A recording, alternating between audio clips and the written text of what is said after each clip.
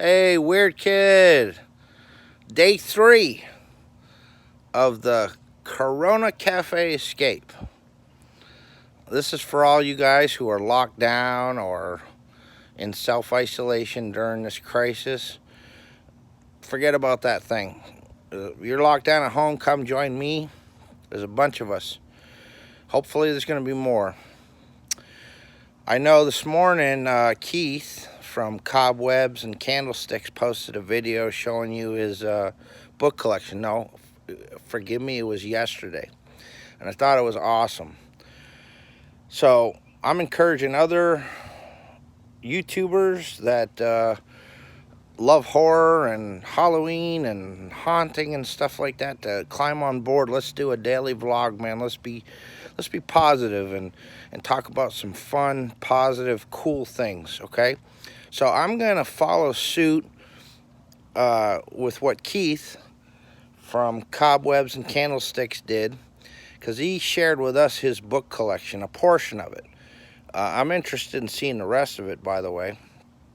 So I thought I would do the same thing, and because I love books too, man. I just cannot have enough books. And man, it was once upon a time,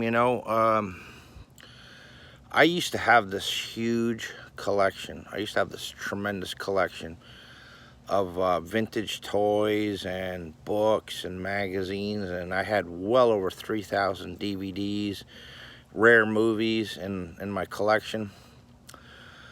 Most of the books, 99% of the books, were like horror movie related, and I had some great stuff. Like I had a hardback book signed by Ray Harryhausen, one of his books. I think he put out 2 books. One of them was numbered, and the other one was signed by him, and it was signed not too long before he died. And it's funny because I went to England, London, and there is a shop in London called Forbidden Planet. It's this. If you ever get a chance to go to London and you got to go to Forbidden Planet. It's this huge shop. It's like multi-levels. There's an upstairs and a downstairs, and downstairs, it blew me away how much stuff they've got there. Anyways, on the bottom level, it's like the collectible toys and stuff. It's pricey, especially when you're an American and you have to, with the exchange rate from dollars to sterling, it's expensive. But I went upstairs, and literally, I was leaving the next day, and it was the next day where Ray Harryhausen was supposed to be there to sign. No, I'm sorry. I was a day late. That's what it was. He was there the day before I arrived and was signing books. There. Me, I grew up on that stuff. I've shared with you guys that I used to watch Creature Double Feature out of Boston. And that was what my diet was all these old black and white movies, Universal Monster, Hammer horror films, all the Ray Harryhausen stuff, like The Seventh Voyage of Sinbad, Clash of the Titans, all of this stuff. And I absolutely, it touches my heart. It'll never leave me how much that stop frame animation meant to me. So much, in fact, that between stop frame animation and practical effects, when CGI started, I was so distraught. I was heartbroken. But anyways, yeah, so I went to Forbidden Planet in downtown London, and I found a signed copy of Ray Harryhausen's book. It was a little bit expensive, but you gotta have a signed Ray Harryhausen book. I had a huge collection, huge, and unfortunately, there's a lot of stuff that I'll never be able to replace. I had really rare toys in complete near mint condition, like an 18-inch Alien from Kenner that came out in 1979, and then it was discontinued because parents said it was too violent. It had like a lever in the back where it had an inner jaw that would pop in and out. It had this clear dome and then the spine that was on the back. When you find them in loose condition, a lot of times the clear dome's missing, the inner jaw's missing, or that spine in the back. Mine was pristine and mint, complete. I had a Shogun Godzilla. It's another gem of mine. I had all kinds of stuff. I had nearly every single vintage Star Wars figure known to man, including the Power of the Force 85. Some of the rare stuff like the Yak Face and the Man and Barada, and I had all the coins, and I had a huge collection. Fangoria, I had a subscription to it. Famous Monsters of Filmland, I used to buy it off the newsstand when I was a kid, as each month, every copy that came out.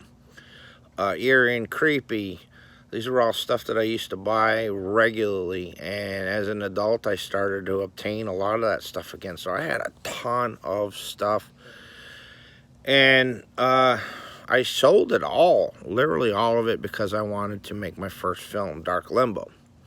If you're interested in hearing about my first film and my ventures in filmmaking, I'd be more than happy to talk about it. I don't know. I sent my film to Count Gordeval.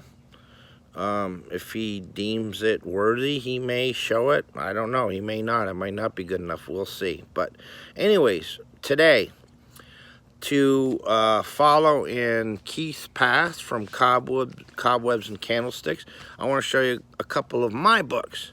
So I'm going to turn this thing around and show you what I got. All right. So first off, we have Richard Corson's stage makeup. Now, to special effects people like, let's say, Steve Johnson, or even Alan Hops, you know, I've had a conversation with Alan Hops about it, Ed Edmonds and stuff, monster kids in general.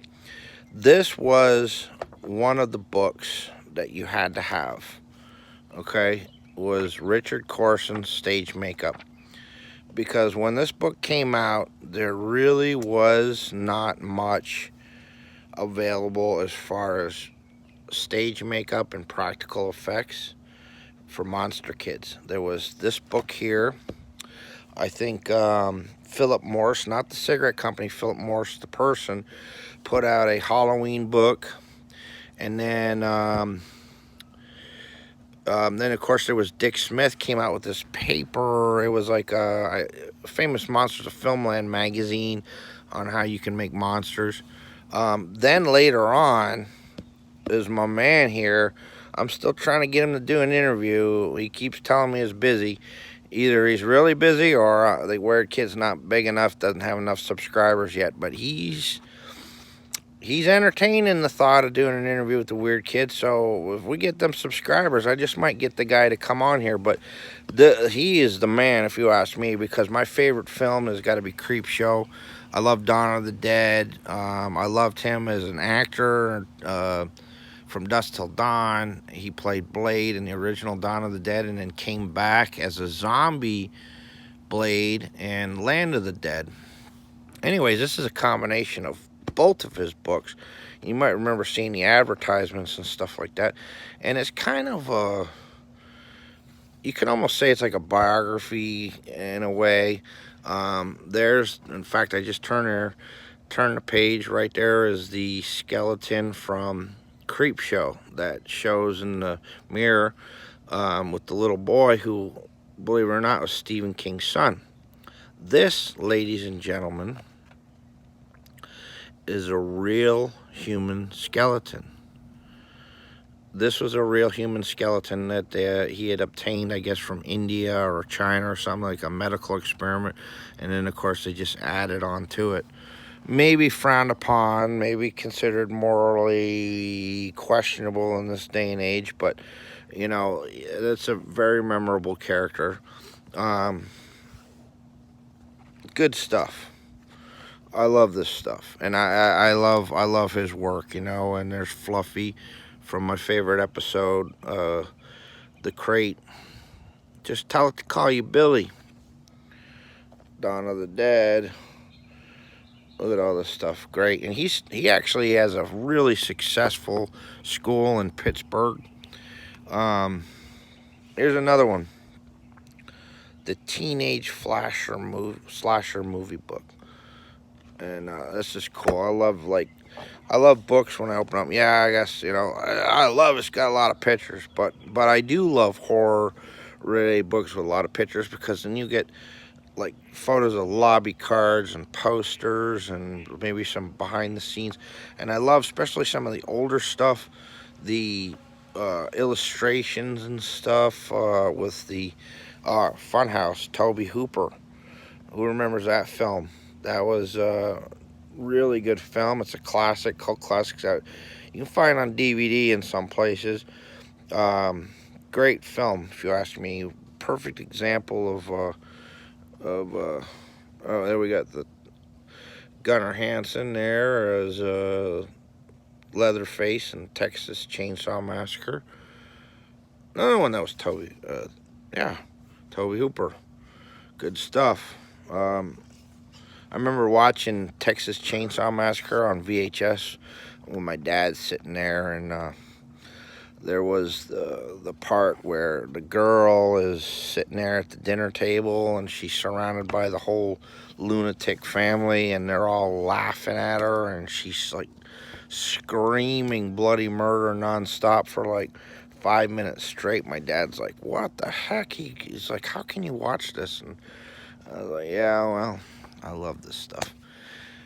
Anyways, so we got that, and then there's a book that I picked up last year, A Field Guide to Monsters. So anything with monsters, there's Doug Bradley, there's Pinhead from Hellraiser, Michael Keaton as Beetlejuice.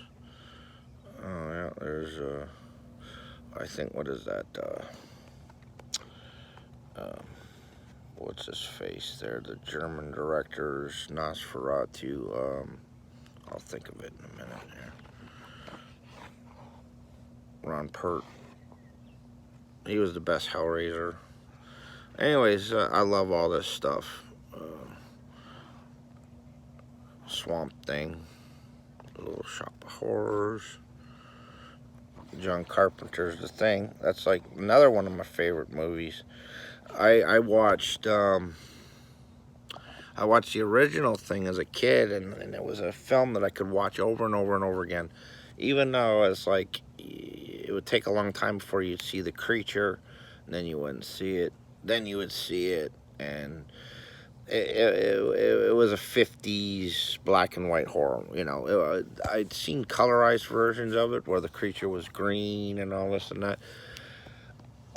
Loved that film, absolutely loved that film. But it was when I saw John Carpenter's The Thing, it was like, oh my goodness.